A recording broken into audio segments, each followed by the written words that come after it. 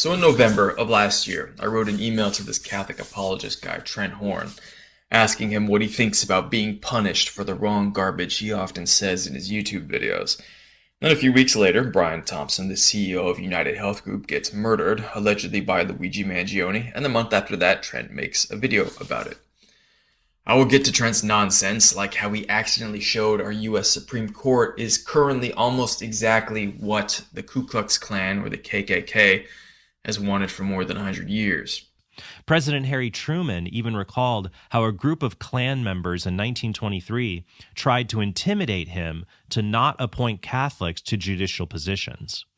A Ku Klux Klan officer in 1923 told me that if I didn't promise to appoint all Catholics to county offices when I had the opportunity to do it, the Klan would fight me to a finish.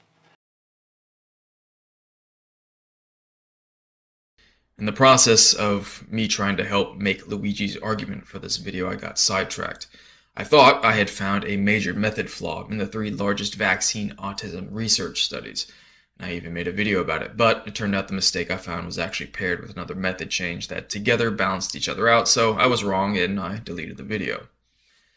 One of these studies was conducted by a subsidiary of United Health Group. If it was actually definitively conducted wrong, I thought it was a slam dunk in justifying using force against the company or its leaders. And the other 2 were the largest studies conducted on vaccines and autism using Denmark's population. They had mixed results.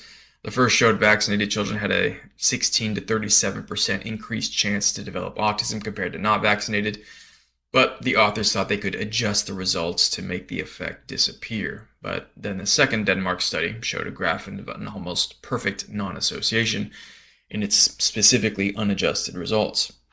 Now, there are problems with these studies and their conclusions, but none of it is absolutely definitive, and I will have to make a more nuanced video on them later. But the reason I started looking into them again is because Luigi Mangione has a very clear shoulder imbalance, and so do I. We can see it in Luigi's first arrest picture, and it is persisting in his court appearances. 13 years ago, I developed severe chronic fatigue syndrome, fibromyalgia, chemical sensitivity, and a bunch of other related symptoms after a shoulder and chest injury. When I observed dozens of other people with these syndromes on YouTube, I found almost all of them, if not all of them, also have an upper body mechanical dysfunction. So I was not surprised to hear Luigi also had experience of chronic back pain and bedriddenness that sounded a lot like fibromyalgia and chronic fatigue syndrome, which is often referred to as CFS or ME. So he was athletic as long as he could be. I know there were days and perhaps even a week at a time where he was bedridden. In 2023, Mangione had surgery in which 4 pins were placed in his lower spine. This gentleman obviously had a lower spine injury. It looks like that's where the trauma was. I've not been the only one to notice these patterns. A UK osteopath, Dr. Raymond Perrin, was able to identify the exact general physical pattern in all his patients with CFS-ME. I had quite a few patients with these ME-type symptoms, and I wasn't somebody to diagnose ME, but I noticed that they had all the same problems. Their thoracic spine was visibly not posturally the way it should be. It should be curved in the middle and what we call slightly kyphosis. And they were often flattening and distortion, as you'll see. This is a healthy spine, and you can see here how it curves out and then inwards there, what we call a lordosis, and a kyphosis and lordosis, which goes inwards. And we see an ME patient where there's definitely a flattening, and equally we had patients who had very rigid spines, especially the elderly ones, so they had definite visible problems in their thoracic spine. Very, very clear flattening and then outside. And what we saw in many, many cases was what we call osteochondrosis or Sherman's, where the flattened area and this area of the spine should go in and it goes out quite often. And this is again and again and again. In the hundreds of patients, over 1,000 patients I've seen since 1989, they all have major problems that you can see in the spine. He began showing and publishing his findings about 30 years ago. He began developing a technique to help his patients improve in 1989. But it was only about 10 years ago that the CDC finally acknowledged that the chronic fatigue syndrome is real and not just in people's heads. And yet the CDC and other medical establishments still act like they have no idea what the problem is or how it works, and they have not been able to come up with a reliable treatment or path for recovery.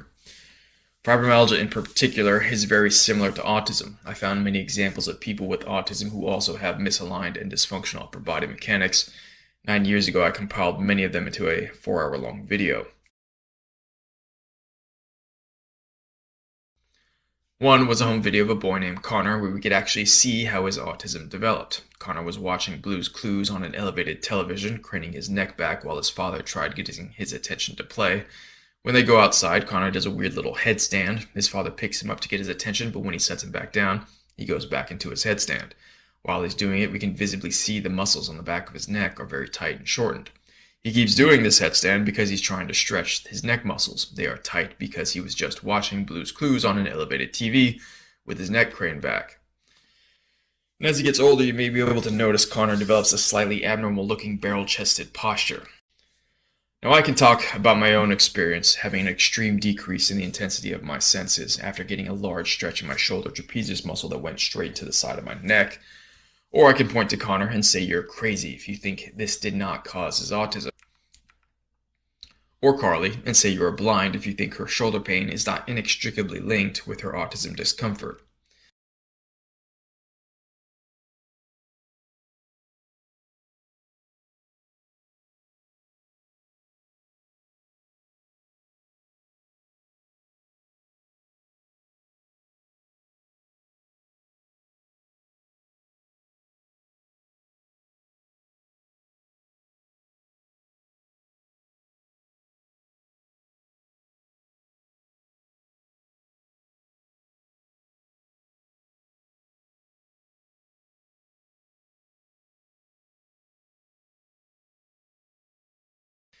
I also found a man named Danny Rady who suggested dysfunction of the reticular formation at the top of our spines, which is responsible for filtering our senses, is at the root of much of autism spectrum.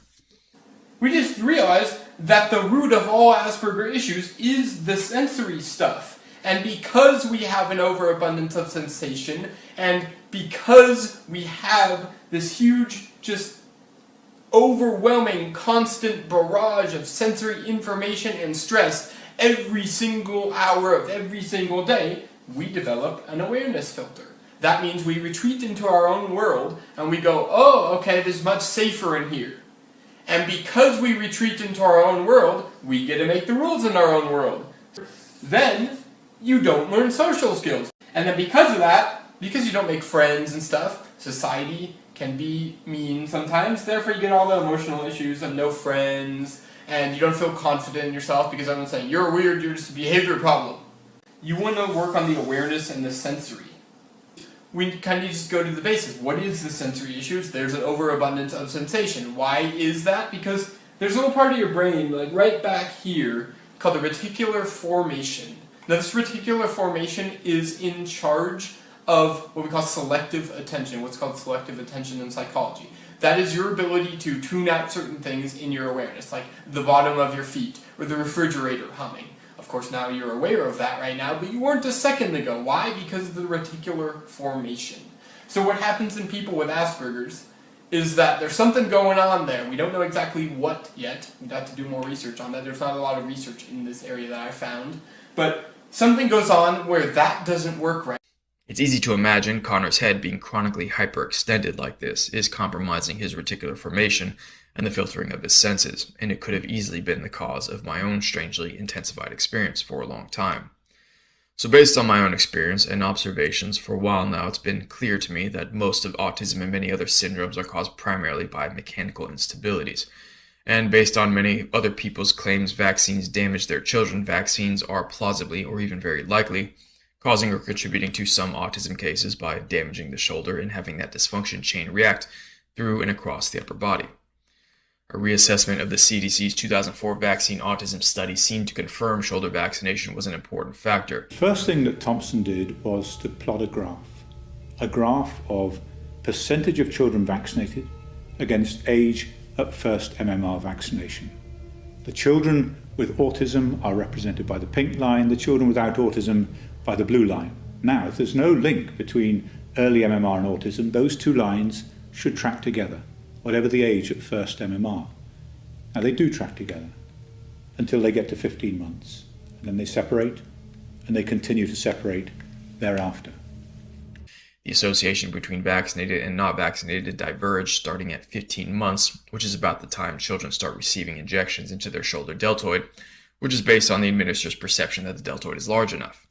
They also found black boys had a 3.5 times higher rate of autism. When I looked at African American males only, the relative risk was 3.36. Which makes perfect sense if vaccines can cause autism via shoulder damage, because many studies have shown black males are perceived to be larger, stronger, and heavier than other males, therefore more likely to receive the deltoid injections, as opposed to thigh injections earlier than other children, at least in the United States. Now, I'll explain why I still suspect vaccines have been causing some autism in a later video, but I'll say that at this point, the only thing I can think of that would definitively convince me one way or the other is if a study is done comparing shoulder deltoid vaccinations to thigh vaccinations specifically, and including some no vaccinations.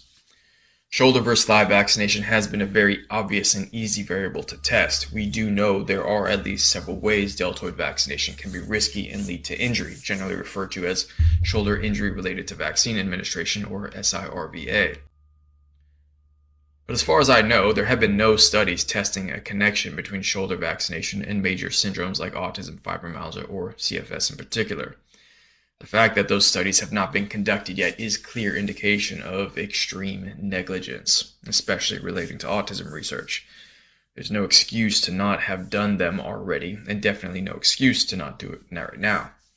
That alone makes it hard to believe that the people who have been responsible for testing vaccine safety are sincerely trying and thinking about all the possibilities.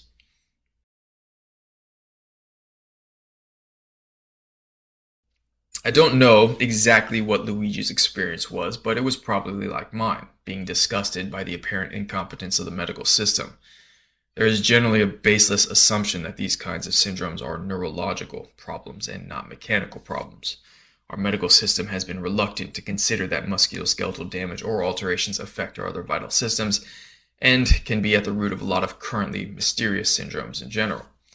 When incompetence is due to reluctance, it's actually more like negligence. And that negligence looks to be rooted in a fear by hospitals, psychiatrists, and drug companies losing business to massage therapists, chiropractors, physical therapists, and maybe other holistic or supplemental practices. And the reluctance of insurance companies to pay for those other treatments. Drugs and psychological interventions tend to be the only treatments for these syndromes that get the funding to be thoroughly tested, because they are easy to manufacture, distribute, take, test, and profit from. The problem is that many initially showed promise, but all drugs that hope for recovery effect for chronic fatigue syndrome in particular have failed. Rituximab, acyclovir, fluoxetine, famvir, methadone, florinef, midodrine. I don't know all the drugs that have failed, but by phase 3 double-blind testing, last time I checked, they have all failed because the cause is not neurological or cellular or infectious or autoimmune or digestion. As a recent example, you may have heard of long COVID. Long COVID is not really long COVID. Its effects have been very similar to CFS. Many cases of chronic fatigue syndrome also begin after a flu-like illness. I've not looked at a whole lot of cases yet, but all the people I've seen claim long COVID so far also clearly have the same upper body pattern as people with chronic fatigue syndrome have.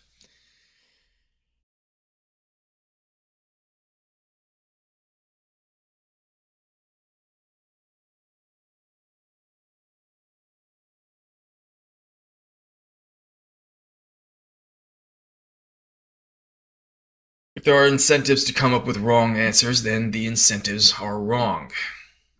But is it justified to use force against people who are manipulating or ignoring reasons, evidence, and people's experiences due to negligence? I had been in jail for a very short time in 2017 because, similar to Luigi and Tyler, I felt I had to take action. But afterwards, my fibromyalgia and chronic fatigue symptoms got a lot better because I had gotten answers to questions that I had in my head for too long. That lasted for a while until the next year, when it crescendoed into the understanding that I actually needed to end people, mostly for being delusional in ways that had negative effects on me and others, while at the same time my fibromyalgia spiked to crazy high levels because I was resisting it. Eventually, I built a contraption that helped teach me how to consistently recover, which also confirmed to me that holding back instincts, particularly violent instincts, contributes to our bodies locking up and prevents us from feeling the ease and relief and relaxation that comes from the elimination of problems, including people.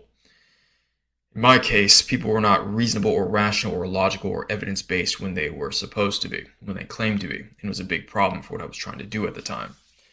The reason I didn't end up actually hurting anyone was because it was obviously not ideal. Most people would have used it to write off my reasons as wrong or crazy, which is the opposite conclusion people should be getting from lethal outbursts. But mostly it was because I didn't ideally want to eliminate the immediate people around me who were being problems. And I had a plan. I knew what I was doing and what I was getting into. I thought that if it was possible to force people to be reasonable or rational, short of ending them, I should be able to figure it out. It was something I had already been sort of working on for about 10 years by then. In college, I mostly studied political science and international security and conflict resolution. Now, I, myself, personally, can keep trying to make people reasonable, but the real conclusion is that force always has to be an underlying capability. The only last-ditch effort to not have to use force is to make the targets understand that force is justified to be used against them unless they change something. Again, everyone who votes for laws agrees with that. Because force underlines all the laws that we make. Pertaining to health and medicine, evidence is what leads to treatments that saves people's lives. If evidence is ignored or manipulated, the consequences are real negative detrimental effects on people's lives. The neglect of our medical system in fully investigating the effects of vaccines and ignoring evidence like Dr. Parrott and others is very clearly additional evidence of intentional negligence. Negligence in the pursuit of evidence provides an excuse for wrong or inaccurate opinions. Changing opinions is not reliable because ultimately, without force or pressure, people can just believe whatever they want, even if we do have proof or evidence. Wrong opinions will negatively affect others through our democratic systems. Anyone who insists that change must be done through people's opinions are either full of it themselves or naively believe others will tend to believe what is true. I will show you, especially if I were to publicly engage with someone like Trent Horn, that no, you cannot depend on most people to accept or say what is true or more accurate. So this is where Trent Horn comes in.